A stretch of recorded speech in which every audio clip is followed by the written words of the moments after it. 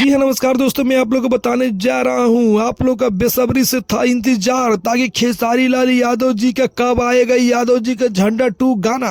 तो आप लोग का इंतजार हुआ खत्म। खेसारी लाल यादव भैया का आ गया यादव जी का झंडा 2 गाना यूट्यूब पर बवाल मचाने, जो कि 15 तारीख को यह गाना को रिलीज किया गया, यानी 15 नवंबर को 2024 को। मैं वीडियो बना रहा हूँ 16 नवंबर को 2024 को। आप लोग को मैं बता दूं, यह गाना 2.2 मिलियन व्यू क्रॉस कर गया है यूट्यूब पर और 2,30,000 प्लस लाइक, भर भर के कमेंट आ रहे हैं और गाना बवाल है। यह गाना खेसारी लाल यादव और शिल्पी राज मिल करके गाए हैं और यह गाना को वेस्ट भोजपुरी चैनल के द्वारा रिलीज किया गया है। आप लोग सुनिए, दुलार प्यार दीजिए। यह गाना के वीडियो में एक्ट्रेस की भूमिका निभाई है कोमल सिंह। खेसारी लाल यादव भैया कोमल सिंह के साथ जबरदस्त लुक में दिखाई दे रहे हैं और बहुत सुंदर गाना है। आप लोग सुनिए ज़्यादा से ज़्यादा और दुलार प्यार दीजिए इनको ताकि इसी तरह गाना गाएं। धन्यवाद।